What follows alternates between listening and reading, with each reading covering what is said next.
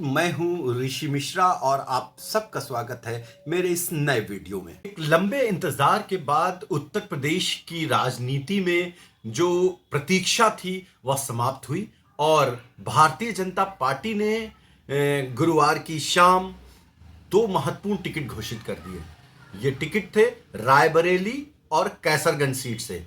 Raebareli Bharatiya Janata party के लिए कभी भी इस तरह की सीट नहीं रही पिछले कुछ चुनावों में जिसमें बहुत रोचकता हो और भारतीय जनता पार्टी के लिए कोई बहुत बड़ा सरप्राइज हो। लेकिन 2024 में स्थितियां कुछ ऐसी बदली कि अभी तक कांग्रेस पार्टी ने यहां से अपना उम्मीदवार घोषित नहीं किया, तो भारतीय जनता पार्टी ने भी इस रहस्य को बनाए रखने में एक समझदारी कहें या एक रणनीतिक कौशल कहें या राजनीतिक मजबूरी कहें, कुछ भी कहें, लेकिन इसको बनाए रखा। मगर अभी बात यहां पर जरूरी है कैसरगंज।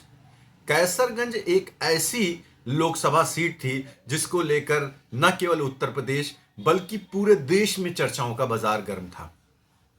अब से कुछ समय पहले यहां के लोकसभा सांसद और अखिल भारतीय कुश्ती महासंघ के अध्यक्ष ब्रजभूषण शरण सिंह पर हरियाणा की कुछ महिला पहलवानों ने यौन उत्पीड़न से लेकर अनेक तरह के शोषण के आरोप लगाए और जिसके बाद में इस मामले ने एक आंदोलन का रूप ले लिया था। और आंदोलन के बाद में जो परिस्थितियां बनी उसमें कहीं ना कहीं ब्रजभूषण शरण सिंह के परिवार को ये कहना पड़ा अपने दबदबे कम होते दबदबे को लेकर कि हमारा दबदबा कायम रहेगा। तो दबदबा कैसे कायम रहेगा? तो इसके बाद में स्थितियां बहुत बदली और बहुत मतलब झटके पे झटके लगते रहे ब्रजभूषण परिवार को। अब जब 2024 के लोकसभा चुनाव की घोषणा हुई उस पहले दिन से यह चर्चा का विषय था कि क्या ब्रजभूषण शरण सिंह को टिकट मिलेगा, क्या ब्रजभूषण शरण सिंह इतने विरोध के बावजूद भारतीय जनता पार्टी की आंख के तारे बने रहेंगे। आज जब टिकट घोषित हुआ तो जो कयास आज सुबह से ही लगाए जा रहे थे कुछ वैसा ही हुआ। उनके छोटे बेटे करण भूषण सिंह को टिकट दे दिया गया, भारतीय जनता पार्टी ने उनको उम्मीदवार बना दिया गया।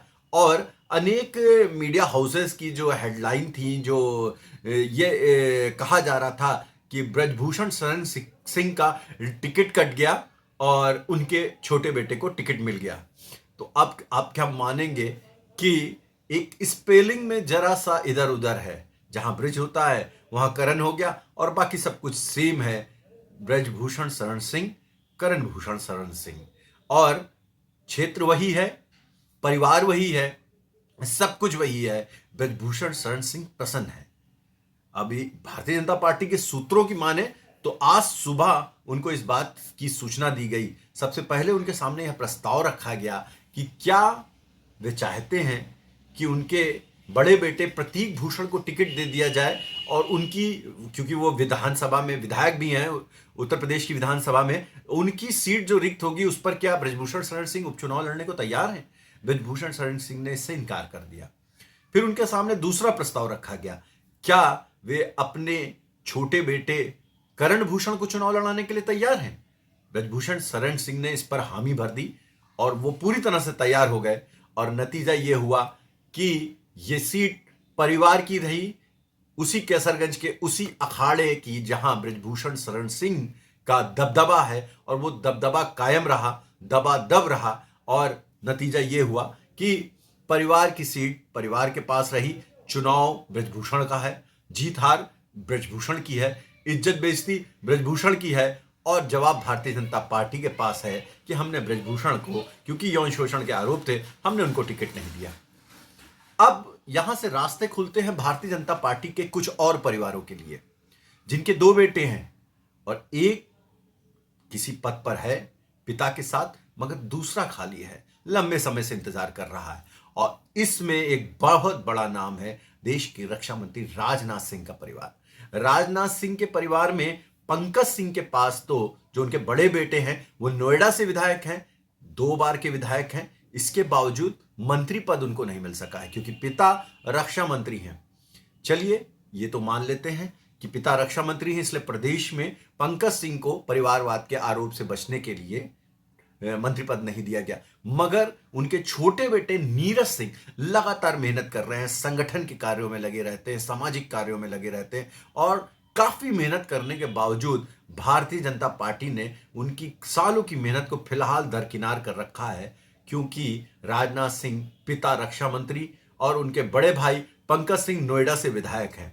नतीजतन नीरज सिंह के लिए कोई विकल्प नहीं बन रहा है। लेकिन अब नीरज सिंह के सामने भी यह विकल्प है, क्योंकि एक परिवार में जब दो बेटे भारतीय जनता पार्टी ने दे दिए हैं, तो आने वाले समय में जब रक्षा मंत्री राजनाथ सिंह संभवतः 2029 तक अपना कार्यकाल पूरा कर लेंगे, तो उससे ठीक पहले होने वाले 2027 के विधानसभा चुनाव में क्या नीरज सिंह का अवसर लगेगा? इसकी पूरी संभावना जताई जा रही है कि परिवारवाद के आरोपों को दरकिनार करते हुए भारतीय जनता पार्टी एक समीकरण गढ़ेगी और कहीं ना कहीं नीरज सिंह, जो अभी उपचुनाव और अपने पिता के चुनाव के लिए भरसक प्रयास कर रहे हैं, जगह जगह नुक्कड़ सभाएं कर रहे हैं, कई अभियानों में शामिल हैं, अब 2027 में उनके सिर पर ताज सज सकता है। भारतीय जनता पार्टी कहीं ना कहीं नीरज सिंह के लिए भी एक बड़ा प्रयास कर सकती है। नीरज सिंह और इस परिवार के अतिरिक्त और भी कई परिवार हैं उत्तर प्रदेश में, जिन पर भारतीय जनता पार्टी अब कुछ अलग तरह से विचार करेगी, क्योंकि परिवारवाद की जो परिभाषा प्रधानमंत्री नरेंद्र मोदी ने गढ़ी थी, उनका कहना है कि परिवारवाद ये नहीं है कि कोई पिता अगर राजनीति में है तो उसका बेटा राजनीति में नहीं आ सकता, उसकी पुत्री राजनीति में नहीं आ सकती। पार्टी की विरासत किसी परिवार के नाम नहीं होनी चाहिए, जैसा कि समाजवादी पार्टी में है, जैसा कि बहुजन समाज पार्टी में भी नजर आने लगा है कि मायावती के बाद अब उनके भतीजे आकाश को जिम्मेदारी दे दी गई है, जैसा कि राष्ट्रीय लोकदल में है, जैसा कि सुहेलदेव राजभर समाज पार्टी में है, जैसा कि अपना दल में है। तो इस तरह के परिवारवाद को वो परिवारवाद तो मानते हैं, मगर इसको परिवारवाद नहीं मानते कि पिता और पुत्र अलग अलग अपनी राजनीति करें और वो पार्टी पर कोई किसी एक खास पद पर उनका कब्जा ना हो जाए कि वो कब्जा परिवार का ही माना जाने लगे। तो इस लिहाज से अब रास्ते बहुत सारे खुलेंगे, क्योंकि परिवारवाद की बात करने वाली भारतीय जनता पार्टी कहीं ना कहीं ब्रजभूषण के मामले में पूरी तरह से परिवारवाद पर समर्पित नजर आती है कि कैसरगंज लोकसभा सीट अगर ब्रजभूषण को नहीं देनी थी तो फिर परिवार से अलग कहीं देनी चाहिए थी। इसका क्या अर्थ हुआ कि ब्रजभूषण का शरण सिंह का टिकट काट कर उनके ही बेटे के हाथ में रख दिया गया, तो कौन चलाएगा? कौन चलाएगा सांसदी? कौन सियासत चलाएगा कैसरगंज की? ये सभी को मालूम है। तो इस तरह से हम देखते हैं कि पूरी तरह से भारतीय जनता पार्टी भी परिवारवाद के उसी सिलसिले से जुड़ती जा रही है जिसका वह विरोध करती रही है। तो इस तरह से आपको मैंने इस वीडियो के माध्यम से समझाने का प्रयास किया कि भारतीय जनता पार्टी में परिवारवाद को लेकर जो विरोध था उसका स्वरूप अब थोड़ा बदलता जा रहा है। परिवारवाद के खिलाफ पार्टी अब उतनी नहीं रही जितना कभी होती थी और परिवारों की बात अब धड़ल्ले से हो रही है।